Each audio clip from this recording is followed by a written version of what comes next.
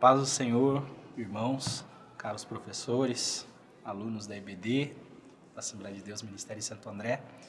Estamos aqui mais uma vez, para a glória de Deus, para falarmos um pouco mais, discutirmos um pouco mais a respeito da revista desse trimestre, da segunda lição, onde nós vamos estar discutindo aqui um pouquinho sobre qual é a importância da cosmovisão cristã. Introdutoriamente, nós tivemos na primeira aula a discussão a respeito do que é a cosmovisão e alguns pontos, em alguns pontos já introduzimos os conceitos da importância da cosmovisão, pois é praticamente impossível falarmos do que é a cosmovisão sem já entrarmos no seu papel e na sua importância para as nossas vidas, para o nosso dia a dia. Um dos pontos que abordamos, inclusive, nesta primeira aula foi o papel de formação da identidade, o quanto ele é impactado pela cosmovisão, pois através da cosmovisão nós tomamos decisões. A partir da forma como enxergamos o mundo, nós tomamos as decisões. E as decisões que tomamos fazem parte do papel ou fazem parte diretamente da nossa identidade, formam a nossa identidade enquanto seres viventes. E hoje eu estou aqui com o nosso professor de jovens aqui da Igreja Sede, tá? O irmão Adriel, que vai estar aqui conduzindo esse momento, essa discussão, esses pensamentos aqui a respeito dessa lição número 2. E gostaria que ele já tomasse a palavra para que a gente possa, então, ter essa aula, essa discussão a respeito da aula número 2 e que possa abençoar aí a vida de todos os irmãos. Sim.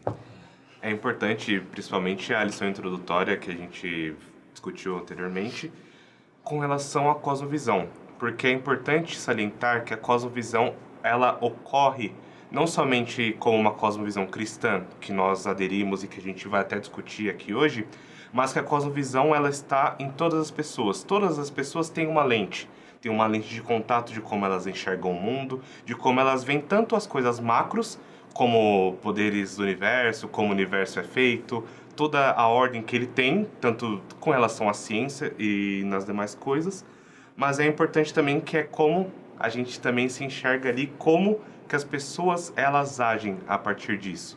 Então, as suas ideias, seus ideais, seus valores, eles vão muito de encontro com aquilo que as pessoas fazem, aquilo que elas pensam. Então é muito importante, quando a gente fala de cosmovisão, lembrar que todos têm uma cosmovisão e que elas precisam ser trabalhadas, precisam ser construídas dia após dia. Porque até mesmo a cosmovisão, com as influências que a gente acaba tendo do mundo, do secularismo, elas podem também interferir na nossa própria visão, tanto com relação a Deus, quanto de Deus para nós.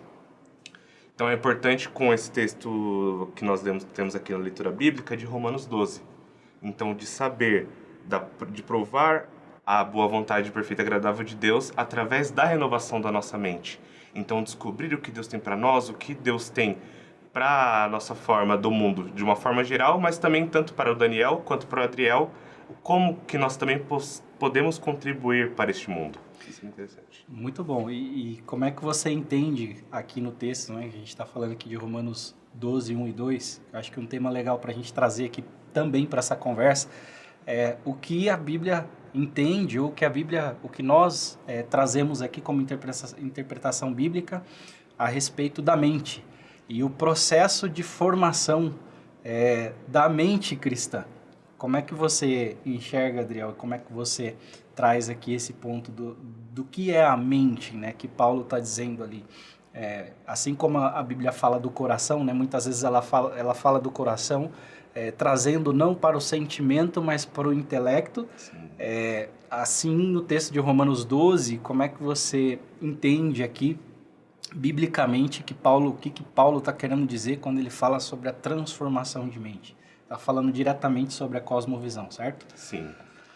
É interessante quando ele começa trazendo, principalmente quando ele traz a expressão sacrifício vivo. É interessante quando a gente fala porque, além de ser uma entrega que ela deve ser feita, e percebo também ela tendo uma conotação diária, uma conotação que ela precisa ser repetida, esse sacrifício vivo. E é interessante porque a parte da vida, ela requer cuidado, ela requer uma atenção, ela vai requerer algumas coisas que nós temos que ter diariamente. Então, esse sacrifício vivo que deve ser trazido diante de Deus, ele não pode ser algo levado de uma forma leviana ou de uma forma que ela acaba entrando na correria do nosso dia a dia. Eu acho que é o que acaba tendo uma grande dificuldade. Principalmente quando a gente começa a fazer nesse ponto, então, que o culto ele é extremamente racional. A parte da mente, o quanto que a nossa mente, que agora está sendo transformada, ela vai inferir contra o pecado que habita dentro de nós, de como que ela vai trazer essa mudança, vai trazer esse confrontamento e não agirmos mais de uma forma que sentimos, daquilo que está de acordo com o que temos nos arredores, mas de acordo com aquilo que a verdade de Deus nos traz. Possivelmente a gente vai, no decorrer dessa conversa, voltar um pouco nesse tema também da discussão da transformação da mente, né? Uma das chaves desse texto, aqui do ponto de vista bíblico, é nós literalmente entendermos as palavras de Paulo no versículo 2, onde ele diz: não se amoldem ao padrão desse mundo, mas transformem-se ou transformem as suas mentes por meio da renovação. Transforme-se por meio da renovação da sua mente. Ou seja, Paulo deixa claro aqui que existem maneiras diferentes de se pensar o mundo, de se pensar as relações, de se enxergar o mundo, de se viver entre o padrão do mundo, o padrão secular e o padrão da mente renovada através do cristianismo, através do segmento. E principalmente nesse ponto, né, de não se amoldar, não tomar essa forma, porque o mundo ele tem uma forma, ele vai sempre trazendo, sempre tem uma influência ali presente nas nossas vidas, no entretenimento, nas nossas conversas, nas tendências que acabam acontecendo que viram assunto, e a partir disso nós temos a nossa vida. Então é importante, como foi trazido na primeira lição, de que a cosmovisão ela é um ponto que interfere não somente aqui na nossa vida litúrgica, na nossa vida religiosa na igreja, mas sim quando nós falamos aqui do ponto da nossa vida de uma forma geral, que ela é uma vida cristã, que ela é uma vida que deve ser para agradar a Deus, é importante que a cada dia nós não tenhamos esse formato, não tenhamos as mesmas paixões do mundo, não tenhamos a mesma predisposição que eles têm, mas sim de saber entender a vontade de Deus, entender o que Deus tem para o nosso tempo, para que a gente consiga agir da forma que Cristo espera que a igreja do nosso tempo haja. Isso é extremamente importante. Não, e muito bem claro, muito bem elucidado. E é importante aqui, irmãos, que neste primeiro momento, né, já a partir da leitura bíblica, fique claro e fique bem identificado aqui, entendo que isto é uma verdade bíblica, que não existe uma possibilidade de pensamento fora do pensamento secular ou do pensamento cristão.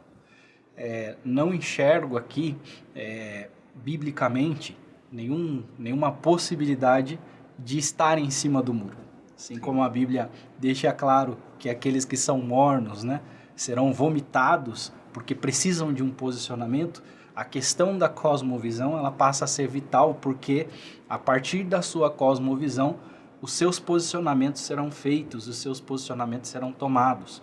Então, é muito claro aqui, biblicamente, de que só existem dois caminhos, duas formas de pensar, a forma cristã e a forma não cristã, ou forma secular, como o mundo habitualmente, ou como a literatura habitualmente vem trazendo a questão do pensamento, da cosmovisão. E é importante aqui, quando nós começamos a entrar, então, um pouco na lição, do que nós temos hoje em dia. Muitas coisas relativizadas, que nós enxergamos que não há mais uma definição de verdade, sempre há uma opinião A, uma opinião B, um especialista que diz alguma coisa, e a verdade parece que ela tem se perdido nesse meio, com o que realmente é real, aquilo que deve se ater, aquilo que realmente é um pilar da opinião, um pilar que a gente acaba tendo na nossa sociedade. Então, é importante entender como que a gente chegou nesse ponto. Como que as coisas ficaram tão relativas, como que a gente agora, ao abrir o celular, a gente tem que ficar olhando se alguma coisa é uma fake news, se não é, se aquilo é verdade, nesse mundo tão grande de informações que a gente vive. Perfeito. E uma coisa importante, né, de se salientar, né, no meio desse volume de informações, que inclusive na primeira aula, e em alguns momentos também ministrando ali sobre cosmovisão, eu entendo que um dos grandes inimigos da cosmovisão cristã é o volume de informações ao qual nós somos submetidos. E hoje, um dos aspectos muito importantes da gente trazer e discutir em sala de aula, e discutimos aqui entre nós, é que o que é aceito, o que é bem aceito na sociedade quando nós vamos discutir algum assunto. Qual é a cosmovisão que para o mundo, para a sociedade hoje é bem aceita, né? Então tem até um ponto aqui onde a gente menciona na lição que atualmente se aceita a mente popular como a mente secularizada como sendo a mente aceita pela sociedade. Então, a grande discussão de ideias que se vê, a influência do secularismo dentro da mídia, dentro da imprensa, dentro da literatura, dentro da teledramaturgia, tudo isso hoje é o que a gente socialmente entende como algo que é aceito. E uma das grandes ciladas que a gente vê biblicamente é que essa aceitação talvez seja isso que Paulo vinha discorrendo ali no capítulo 12 de Romanos, a partir do versículo 1, sobre a necessidade da transformação da mente, porque existe uma corrente de ideias que é bem aceita, mas que não necessariamente é uma corrente de ideias cristã, ou que não necessariamente é uma corrente de ideias que foi lapidada, ou que passou pelo crivo, ou que passou pela cosmovisão cristã. Então, muitas vezes, a ideia que é bem aceita na sociedade não é, de fato, a ideia que o cristianismo, ou que a própria Bíblia, ou que o Evangelho prega no nosso dia a dia. Então, a importância aqui, talvez, do que Paulo vinha dizendo, e Paulo, inclusive, no capítulo 12, né, só abrindo um parênteses aqui, um contexto, no capítulo 12, Paulo escreve aos romanos que era uma sociedade onde havia um mix entre judeus e gentios.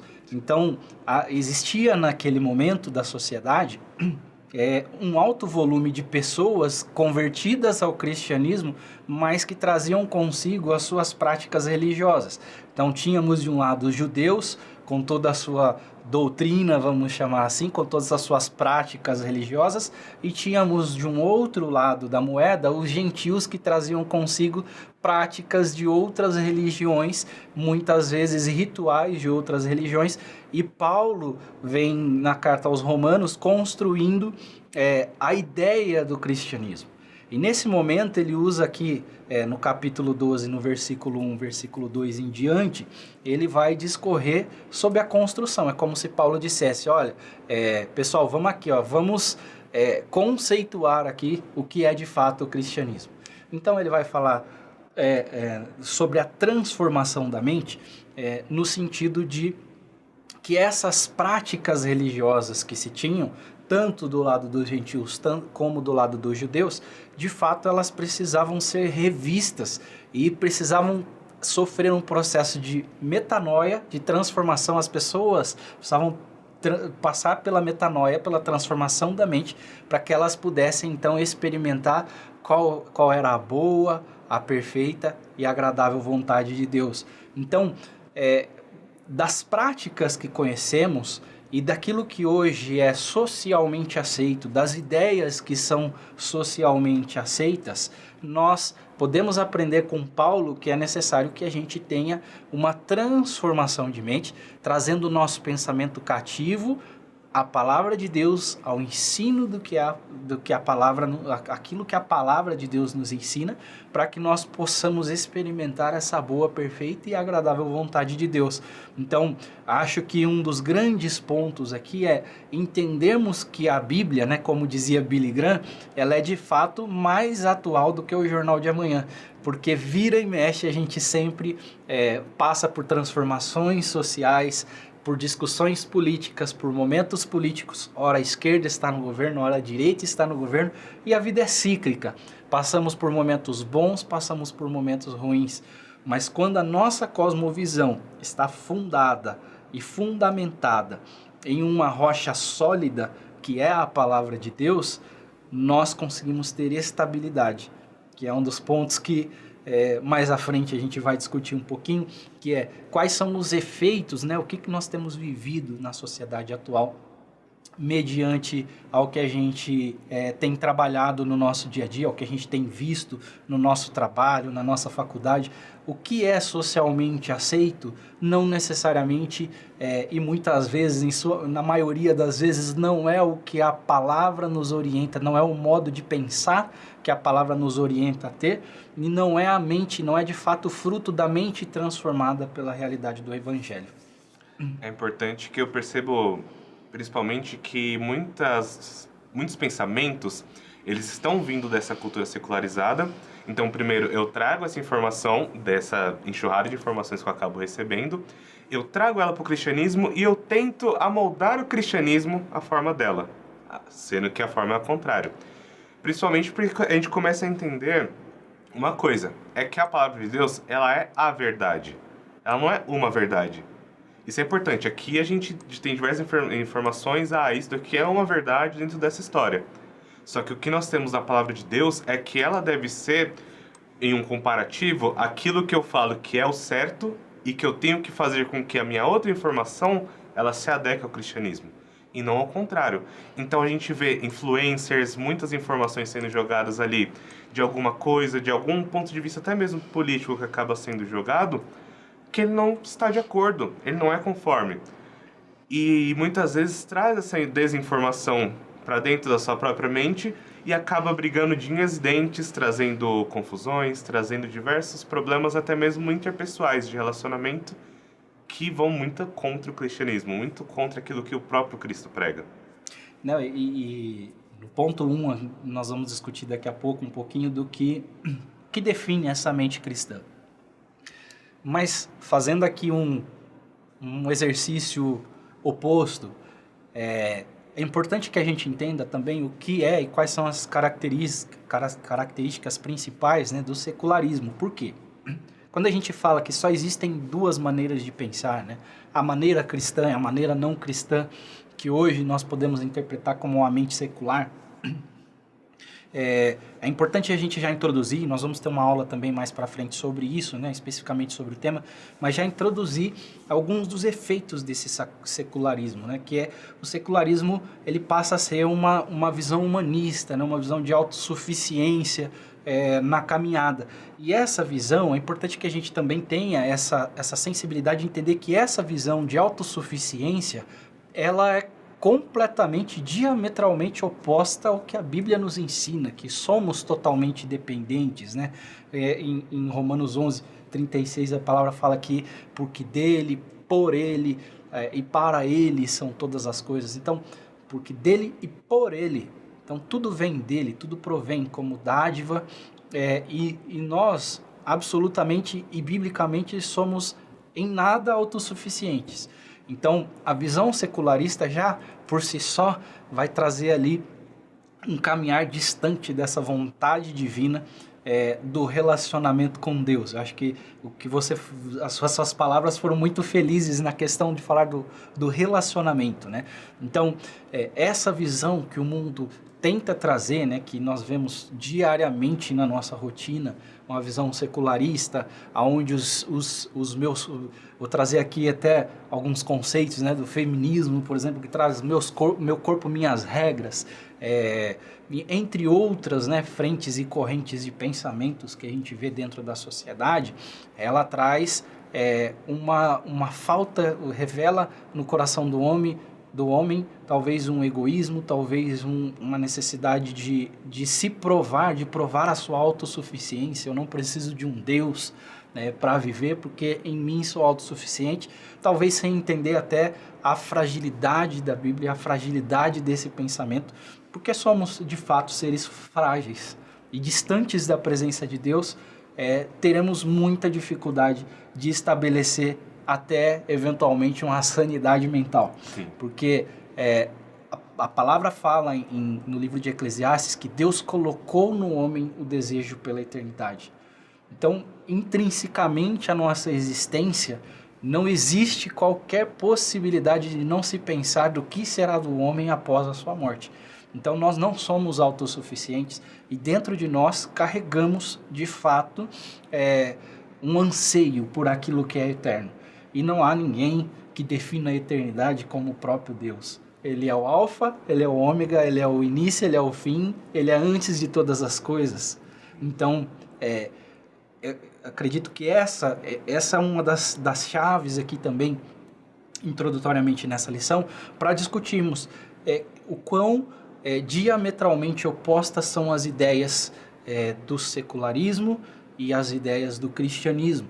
E o que você falou também, que eu achei muito feliz aqui na sua fala, foi o quanto também, enganosamente, o mundo tem tentado convergir o secularismo, trazer o secularismo à religião, trazer o secularismo para dentro do meio do cristianismo, né? Ou para dentro do ambiente cristão.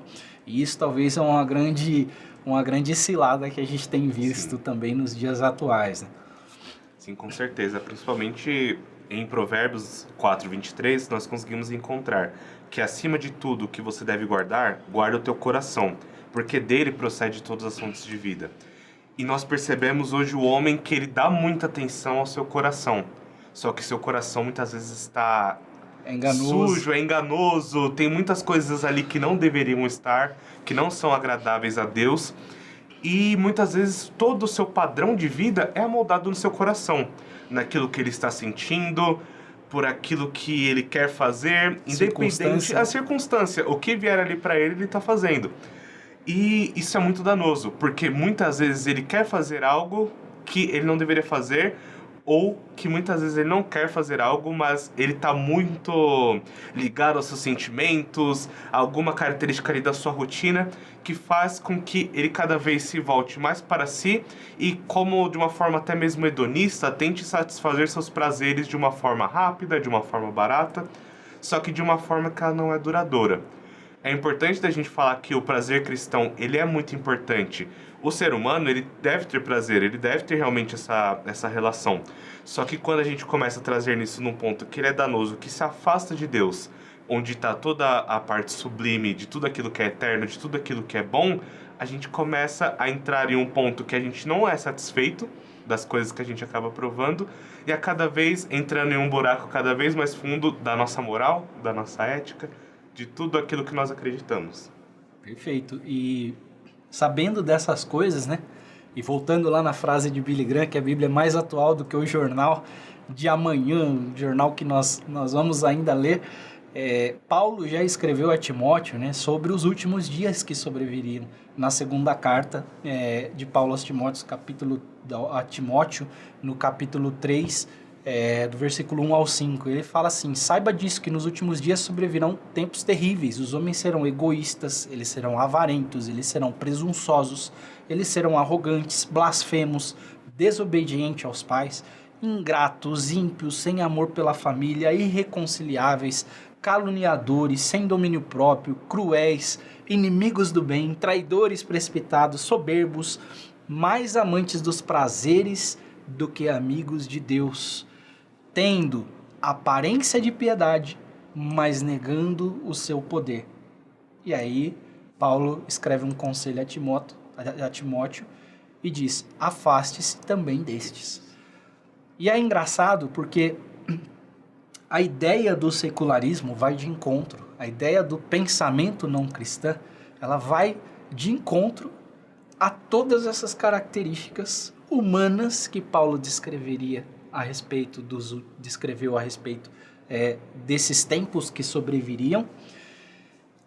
E é muito simples de a gente identificar isso com muita naturalidade, simplesmente abrindo uma página de Instagram, de Facebook, uma página de opiniões, uma página de notícias.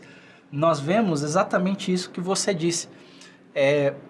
Daquilo que recebemos de informação, de notícias, de decisões que muitas vezes são tomadas, de posts que muitas vezes são feitos, nós vemos que há um envolvimento do coração humano, que é enganoso, que é arrogante, que é egoísta, que não aceita perder, que é presunçoso, que muitas vezes é desobediente, que muitas vezes é ingrato. Então, numa simples constatação, né, biblicamente, estabelecendo um paralelo da carta de Paulo a Timóteo com a realidade que nós vemos no nosso próprio celular no dia a dia, é fácil você identificar que a palavra de Deus ela é verdadeira e é eficaz e ela é muito assertiva quando descreve os tempos que sobreviriam, ou os tempos que hoje podemos dizer que vivemos. Então, quando a gente analisa a Bíblia, né, apesar da modernidade, apesar de toda a tecnologia, a gente tem que ter um cuidado significativo para que as nossas mentes não sejam cegadas pelo Deus desse século. Para que nós precisamos estar atentos, né, de fato, com o conhecimento e afinados no conhecimento da palavra para submeter o alto volume de informações, como a gente vinha dizendo no começo, ao crivo da palavra de Deus. E poder, de fato, sanear, né, ou limpar aquele volume de informações que não passa no crivo do Evangelho do nosso coração. E essa semana, inclusive, lendo um post de um economista que eu gosto muito, Ricardo Amorim, ele escreveu sobre o cuidado que nós, ali em poucas palavras, o cuidado que nós devemos ter com as informações que nós consumimos, porque ela vai literalmente influenciar na nossa, mesmo que involuntariamente, ela vai influenciar no nosso pensamento, ou na forma como nós tomamos decisão, perfeitamente. E é importante quando também olhamos nesse ponto, entender como o diabo está trabalhando com meias-verdades, como até mesmo dentro da igreja, de muitas coisas que acabam aparecendo para nós, de uma meia-verdade. Por exemplo, nós vamos olhar doutrinas cristãs que às vezes são faladas, de falar que Deus somente foca no abençoar o ser humano de forma física, de forma material, da forma financeira, usando uma figura bíblica, usando que Deus ele tende a abençoar o seu povo, nós temos as bênçãos sendo descritas em Cristo Jesus, só que esse não é o foco de Deus, esse não é o foco do Evangelho, esse não é o foco de que Deus quer que a gente tome 24 horas por dia das nossas vidas pensando nas coisas desse século, pensando naquilo que é terreno, naquilo que é passageiro. Então, ao invés de ter uma mentalidade cristã, realmente dessa cosmovisão, acaba tendo uma visão muito mais humanística, trazendo alguns pontos ali que eles estão de acordo, mas sendo usados de uma forma muito errônea. Perfeito, e isso me remeteu muito ao pensamento também da primeira aula, onde eu trouxe ali a ideia de um pensador que fala, né, sobre as circunstâncias, sobre os ambientes. A importância do cristão estar tão refinado na sua cosmovisão com a palavra de Deus, para que ele possa influenciar os ambientes, porque quando ele salva as suas circunstâncias, ele salva a si. Quando ele torna salubre o ambiente onde ele vive, biblicamente, de uma forma cristã, ele torna aquele ambiente salubre para si, ele traz aquela saúde do ambiente para si próprio. Então a importância de influenciarmos a partir das Escrituras as notícias ou as informações ou os ambientes, nós, a partir das Escrituras, nos tornarmos influenciadores, mais do que sermos consumidores daquilo que o mundo tem proposto, ou daquilo que o secularismo, o nosso Instagram, o nosso Facebook, o G1, né, enfim, todas as fontes de informação nos propõem. Então, nós precisamos assumir esse papel de proposição, nós precisamos assumir esse papel biblicamente de influência. Então, a todo momento, quando a gente vai pegar a literatura que fala a respeito de cosmovisão, fala-se muito, né, a respeito da importância da nossa influência dentro dos meios, né, o quanto que a cosmovisão é capaz de influenciar a sociedade. E isso se descreve, a Bíblia mostra esse padrão, né, desde o Antigo Testamento, no processo de formação da sociedade, o processo lá de formação das leis no tempo de Moisés, povo no deserto, né?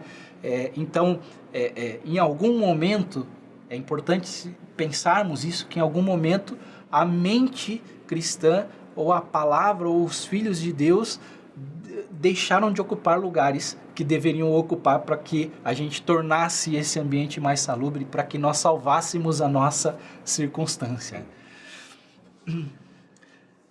É importante quando nós falamos desse ponto, principalmente quando a gente começa a entrar ainda mais na cosmovisão, que Deus ele é um Deus de governo, Deus ele é um Deus de ordem. Então também nós observamos esse sentido até quando nós lemos Apocalipse, que ele vem para reinar. Cristo ele vem para reinar em um reino de justiça, em um reino de paz. Ele irá governar realmente trazendo, tirando essa parte do pecado, da maldade, aqui que nós enxergamos vividamente no nosso dia a dia, e que a partir disso ele vai realmente trazer um reino de paz, ele vai trazer uma alegria para nós, ele vai trazer realmente uma coisa que é inexorável para nossas vidas. Então, quando nós começamos a olhar no ponto de vista cristão, de olharmos que ele governa todos os rumos da nossa vida, não somente um pensamento, não somente aqui um bate-papo que nós estamos tendo, mas que a nossa própria visão ela começa a se tornar cristã, que a própria fonte de luz começa também a ser irradiada de nós, sendo um reflexo de Cristo, que nossos olhos passam de ser fontes de trevas, mas que começam a ser também fonte de luz. Nós vemos Jesus falando que se seus olhos forem bons, todo o corpo será bom. Isso é extremamente importante quando nós falamos também de cosmovisão, que é a forma que nós enxergamos o mundo. Então, quando nós enxergamos o mundo com a luz de Cristo, a luz da palavra, a luz de Deus, realmente nós conseguimos enxergar coisas boas e nós conseguimos enxergar as coisas corretas e como elas deveriam ser também. Perfeito. E exatamente falando disso, né? Acho que já entramos até introdutoriamente aqui nesse ponto do que define, então, essa mente cristã, né? Antes até da gente falar da importância da mente cristã ou da cosmovisão cristã, o que é que define essa mente cristã, que é o primeiro ponto aqui que a gente aborda na aula, no item 1 ali no ponto A, na letra A, né, do ponto 1, o que define uma mente cristã. Então, a gente já começa desconstruindo, que é o que a gente fez aqui. Vamos desconstruir então, antes da gente conceituar o que é a mente cristã, né, o que não é a mente cristã. Então, a mente cristã não é a mente secularizada. Como você bem trouxe aqui, né? A mente cristã não são as meias verdades. A mente cristã, ela não trabalha com o nome de Deus sendo um elemento de confirmação daquilo que é desejo humano. Então, esse é um aspecto muito importante aqui que você trouxe, que eu achei muito, muito válido, nós, enquanto cristãos, temos uma série de promessas bíblicas daquilo que Deus cumpriu e vai cumprir ainda ao seu povo. Mas a ordem não pode ser invertida. Então, Deus, ele tem uma vontade que é suprema, como a palavra lá diz em Isaías 55, né? Os caminhos do Senhor são muito mais elevados do que os nossos caminhos. Os pensamentos de Deus são muito mais elevados do que os nossos pensamentos. Então, a mente cristã não tem a ver com a minha vontade, com a sua vontade, com a vontade dos nossos ouvintes aqui, com a nossa audiência, mas ela tem a ver com a vontade boa, perfeita e agradável de Deus, ainda que os nossos corações contaminados tenham a dificuldade de aceitar, mas nós precisamos confiar nessa vontade boa, perfeita e agradável, não usando então esses aspectos da palavra de Deus que são verdadeiros como sendo a finalidade em si, mas usando esses aspectos simplesmente no seu lugar de utilização. Faço tudo porque amo a Deus, obedeço a Deus e então, por consequência, vivo as promessas. Sim. Aquele que nem ao seu próprio filho poupou, como não dará também com ele todas as outras coisas? Mas ali nós estamos falando então do amor de Deus e da graça e da redenção por meio de Jesus Cristo, e não necessariamente sobre as outras coisas. Sim. Buscar em primeiro lugar o reino de Deus e a sua justiça, e as demais coisas serão acrescentadas. O problema é que a mente secular, exatamente, tenta trazer as demais coisas para o lugar de Deus, usando inclusive verdades bíblicas.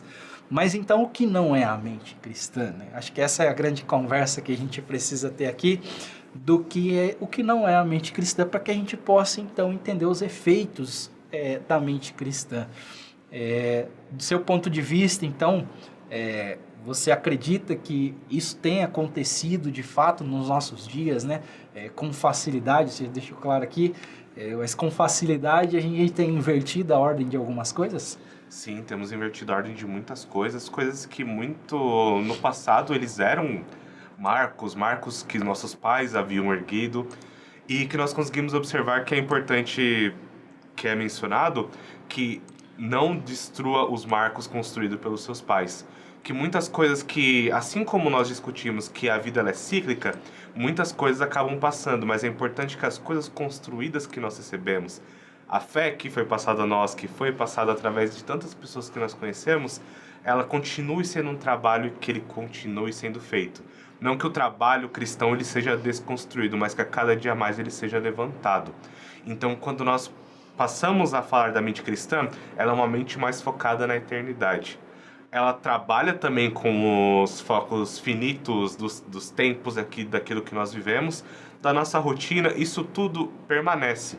Não tem uma mudança nesse ponto. Nós temos as nossas obrigações, nós continuaremos tendo o nosso dia a dia, só que a partir disso nós temos uma preocupação maior com o nosso bem-estar, como nós estamos diante de Deus, como que as pessoas ao nosso redor também estão próximos a Deus, como elas estão se relacionando ou não se relacionando com Deus. Então, eu começo a observar esse ponto que você começa a ter os mandamentos que Jesus fala muito mais elencados na sua lista de ideias, na sua lista de decisão, que é amar a Deus acima de todas as coisas e amar ao seu próximo dessa mesma forma, de amar com intensidade, amar como você ama a si mesmo. Então, esse amor ágape que acaba também sendo trazido aqui para as nossas vidas. E também nós conseguimos observar também o oposto das pessoas olhando mais para si, sendo egoístas, como nós vemos no texto.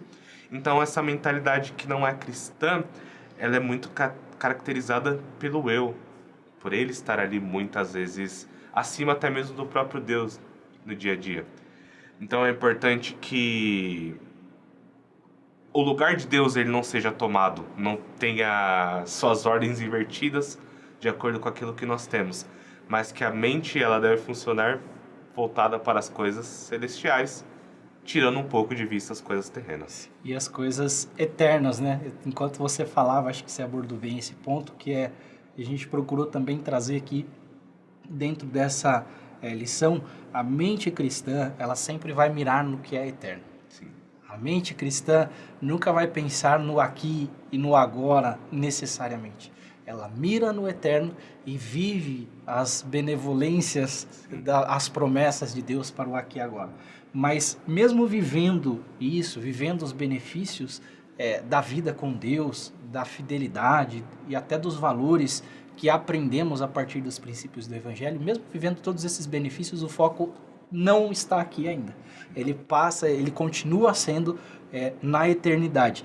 E até me lembrei de um livro do autor Alistair McGrath, que é um dos professores de Oxford, contemporâneo, teólogo, e ele escreveu em seu livro Apologética Pura e Simples, ele menciona a tabela Verdade de Pascal a respeito daquilo que é eterno. Então é racional pensar naquilo que é eterno também. Muitas vezes o secularismo tenta mostrar que a fé é irracional, mas pensar na eternidade é racional. Então me lembro lá que na tabela Verdade de Pascal, que foi um dos maiores gênios da matemática e da física que a humanidade conheceu, ele monta lá, ele teve na história de Pascal, a história diz, nos autos da história se diz que ele teve uma experiência transcendental com Deus, e a partir disso ele teve a sua mente transformada, foi o inventor do transporte público, não sei quantos sabem disso, mas foi o inventor do transporte público, foi um grande gênio da matemática, e todas as suas descobertas partiam da premissa da decodificação daquilo que Deus fez. Então, cientificamente, é racional estudar a ciência, que é o que a gente disse, né, na primeira aula, a respeito do processo de formação que a cosmovisão traz, né, em que áreas da vida a cosmovisão interfere, e uma das coisas lá era a epistemologia, a forma como se passa a estudar ou o método de descobrimento científico. Então, na cosmovisão de Pascal, que passou a ser ali um cristão, ele passa a estudar a matemática para decodificar aquilo que Deus fez de bom e perfeito. Então, a partir deste movimento de Pascal, ele também a tabela a verdade dele, né, pensando em vida eterna e não pensando somente nas coisas terrenas, ele fala lá que, ora, se creio naquilo que é eterno, se creio, por exemplo, no céu ou no inferno, e eles não existem, eu morro e vou para o nada, certo? Se, porém, não creio e ele não existe, também morro e vou para o nada. Porém, se não creio, os céus e o inferno existem, eu corro um sério risco. Então, a conclusão de Pascal nesse momento é melhor mirar na eternidade e crer que existe um Criador, que existe um Deus. Então, a visão secularista sempre vai mirar no aqui e agora e tentar desconstruir a visão racional da fé. Sim.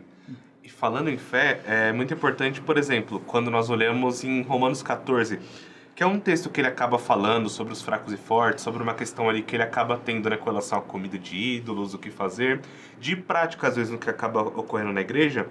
É importante que Paulo, no final dele, no versículo 23, ele fala, e tudo que não provém da fé é pecado.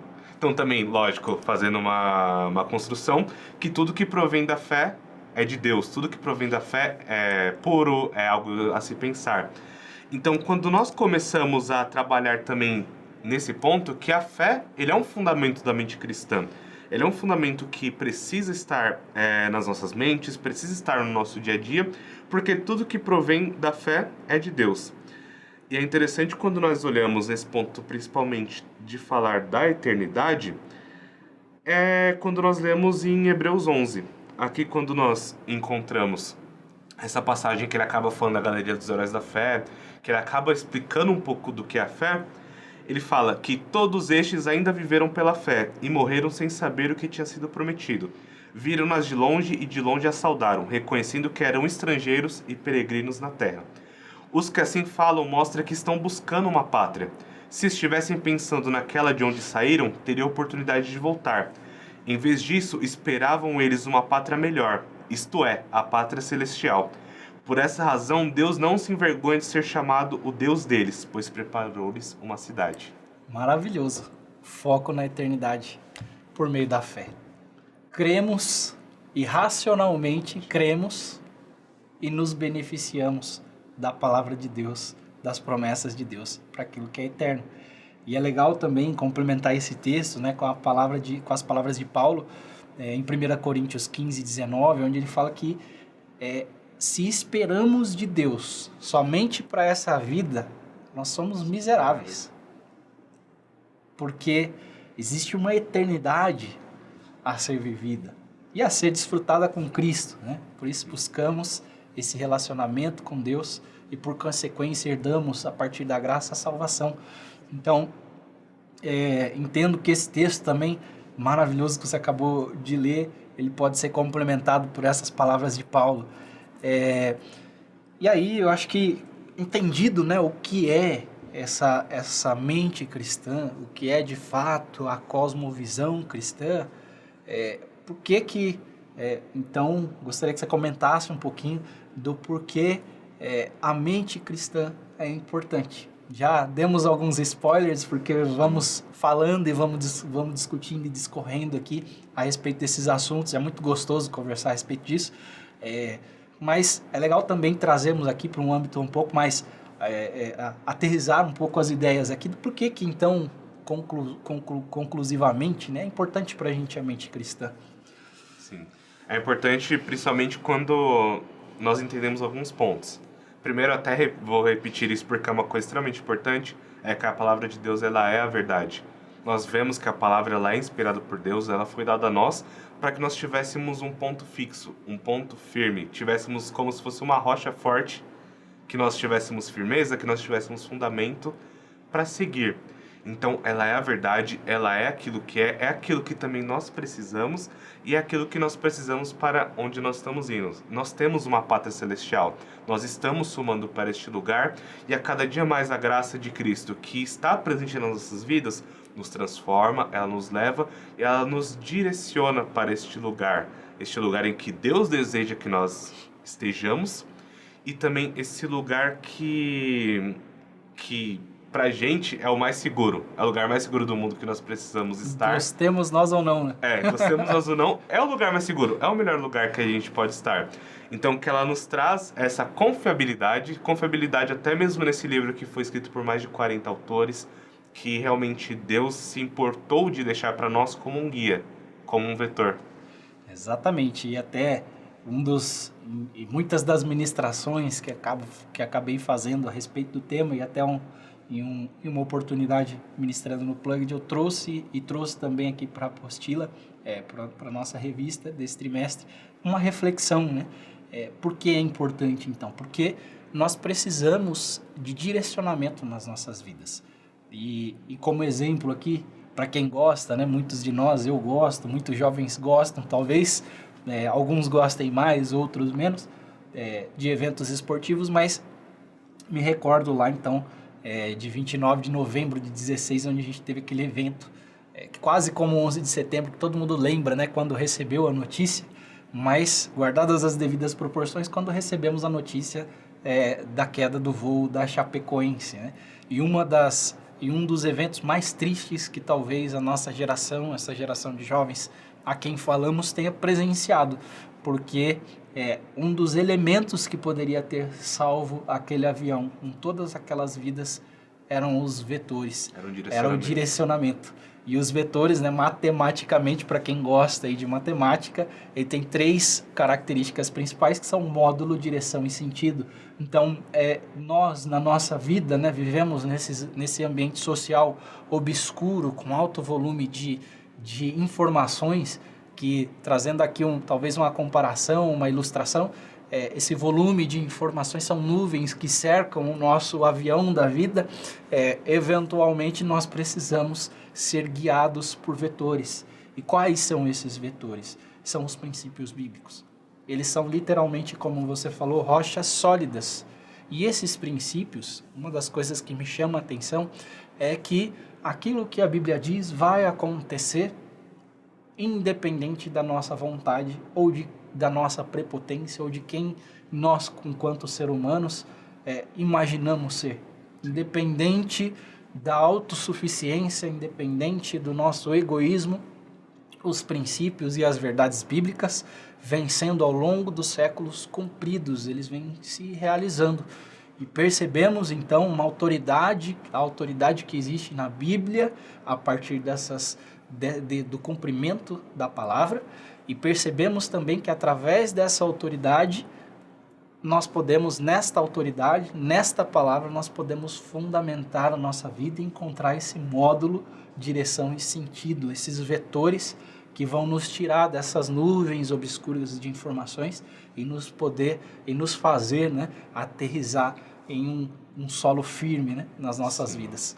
É importante também quando o exemplo de vetores ele é muito bom, principalmente ele é utilizado hoje em dia, porque os vetores eles são precisos daquilo que é necessário, principalmente na navegação, na própria aviação. E é interessante quando nós falamos de vetores, porque eles têm essa conotação dele ter módulo, direção e sentido. É interessante que o módulo ele vai justamente mostrar e descrever qual a força que está sendo utilizada. Então, quando nós começamos a olhar em coordenada, começamos a olhar nesse plano cartesiano que acaba tendo 3 dimensões, o módulo que ele é utilizado, a intensidade que deve ser utilizada.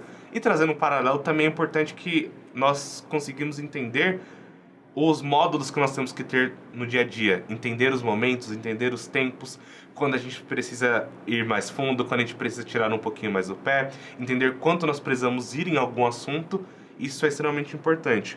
Também quando nós falamos aqui de direção, para onde que ele está sendo apontado, ele vai realmente trazer essa conotação de, além de qual a força que ele vai ter, qual a força que é necessária, qual a direção que eu preciso ir, e também ele vai trazer aqui a questão do sentido, que ele expressa justamente essa questão do, mesmo onde você está indo, se ele está indo para cima, para baixo, se é positivo, se é negativo, que ele é usado na matemática. Mas quando nós trazemos isso para o nosso cotidiano, para a nossa vida cristã, é a direção que nós precisamos ir, os momentos que nós precisamos entender, e entender também como o nosso propósito é utilizado. Então, quando nós falamos de mente cristã, nós falamos do nosso papel aqui como igreja, de fazer discípulos, de aumentar o reino de Deus, fazer isso até que Ele venha, é importante que nós saibamos como fazer isso, entender os nossos propósitos, entender a nossa identidade nessa macrovisão que nós temos do universo, daquilo que a gente está inserido, de como nós fazemos as coisas, para que a nossa vida, além de ter um sentido naquilo que nós fazemos, ele tenha também uma relevância, que seja realmente um trabalho feito para o reino de Deus e que ele seja feito da melhor forma possível, porque tudo aquilo que nós plantamos, nós colhemos. Então, a melhor forma que a gente tenha uma vida boa é que nós plantemos coisas boas para que nós colhamos essas coisas boas. Que profundo, né? Que profundo. E fica aí o incentivo também aos nossos professores, para quem gostar de matemática e gostar de exatas, aproveitar o ensejo aí, para utilizar aí um pouquinho de matemática nas ministrações. Brincadeiras à parte, irmãos, vamos seguir aqui para o fim da nossa aula. Acho que a gente vai fazer aqui um fechamento agora, falando um pouquinho da conclusão, né? Então, definimos lá o que é a mente cristã, o que não é a mente cristã. Falamos um pouquinho agora aqui sobre a importância, porque de fato é importante ter a mente cristã, ter uma cosmovisão, uma forma de enxergar o mundo transformada, né, pela renovação do nosso conhecimento, como Paulo fala, né, em Romanos. Mas precisamos então concluir um pouquinho da nossa aula aqui, fechar um pouquinho a ideia aqui. E acho que um dos pontos aqui que nos ajuda, né, nessa conclusão, nessa compreensão de tudo que a gente veio discutindo aqui ao longo desse tempo que estamos juntos, literalmente aqui a fala de Kevin Van Hauser aqui, no seu livro O Drama da Doutrina, que vai trazer a importância da reflexão sobre os dias atuais. Tá? Ele fala que hoje nós temos informações sobre a vida e mais técnicas até para preservá-la do que a gente já teve, tá? Em outros momentos.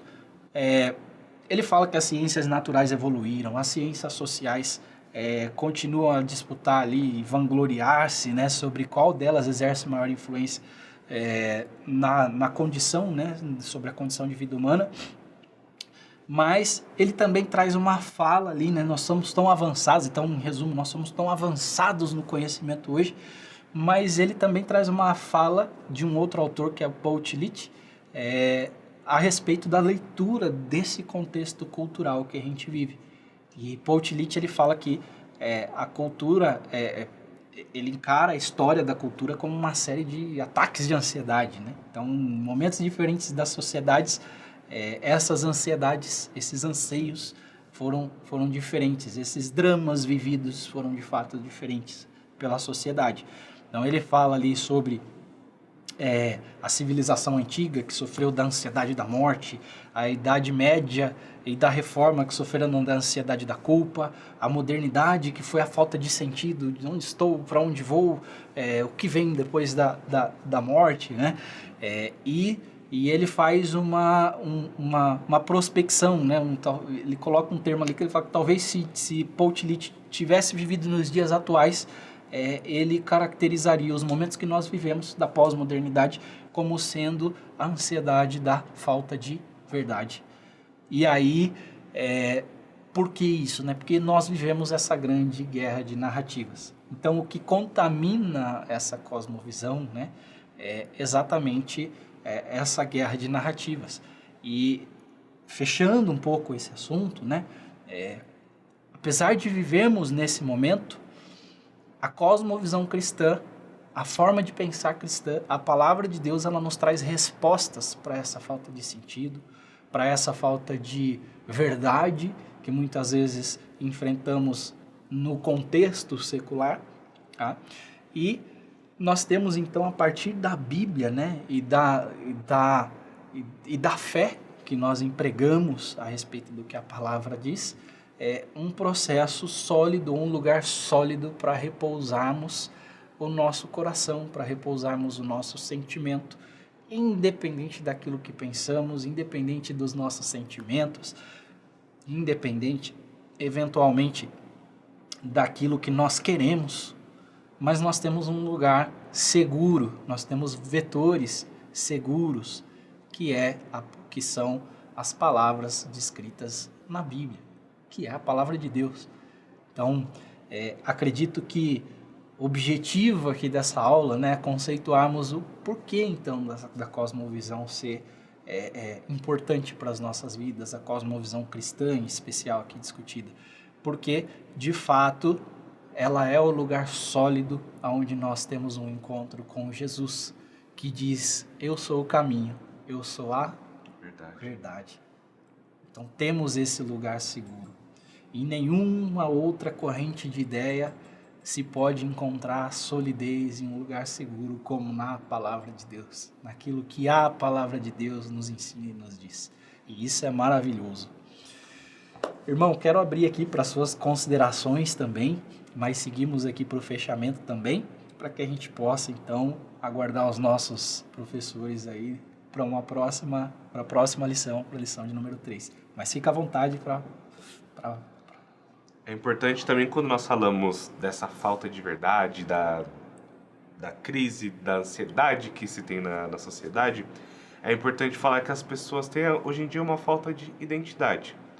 Uma falta de identidade seja com relação ao seu posicionamento sexual, como que ela se orienta, sendo das coisas que ela gosta de fazer, daquilo que ela quer fazer durante a sua vida, tem uma extrema dificuldade e essa falta de sentido, essa falta de conhecimento, essa falta de verdade, essa falta de identidade faz com que as pessoas cada vez mais se sintam mais tristes, se sintam mais deprimidas, se sintam mais ansiosas, o que agrava muito os casos de depressão que nós temos hoje em dia, esse mal do século, né, que mesmo estando no começo do século, né, não chegamos nem num quarto do século ainda, nós já conseguimos já enxergar que as pessoas já têm esse mal, que ele está sendo extremamente danoso para as pessoas, para a continuidade da vida delas, para aquilo que elas querem construir, para o relacionamento, a mesmo para o agora, né? Mesmo para o agora, ainda que não projetado para a eternidade, ela acaba sendo maléfica para o agora também. Sim. Então, é uma coisa que o cristão ele acaba tendo mais essa identidade de filho de Deus, identidade de servo, saber que nós temos um Deus que cuida da gente, um Deus que nos ama, um Deus que nós sabemos que nada nos separará do seu amor, nem a espada, nem a morte, nem a destruição, nem a perseguição, nem o presente, nem qualquer coisa que pode vir no futuro. Nada nos separa do amor de Cristo, nada nos separa dele. Então é bom saber, o cristão, ele está muito mais protegido e também ele está muito mais firme nas suas convicções, na verdade e naquilo que ele pode realmente se apoiar, que é Cristo, naquilo que ele pode se agarrar. Então, é importante de saber que essa identidade, que ela é trabalhada por Deus em nós, ela nos dirige a uma vida, a uma qualidade de vida melhor e também ao nosso propósito de uma forma muito melhor do que as pessoas que não têm essa mente cristã. Então, a mente cristã é importante para que nós conseguimos realmente ter esse aprofundamento daquilo que é real, daquilo que é correto. E mesmo que com as situações, as circunstâncias, elas não serem favoráveis, a mentalidade ela ainda continua ali. Ainda há a percepção de que o choro ele pode durar uma noite, mas que a alegria ela vem no amanhecer. Que independente das coisas que possam ocorrer, nós temos um firme fundamento, que é Cristo. Fica aí então, para a gente fechar essa classe, é uma palavra aí poderosa e de esperança, né? Para todos vocês. Para mim, carrego no meu coração essa palavra, então, que Deus abençoe e nos vemos então na nossa próxima aula. Um abraço aí a todos.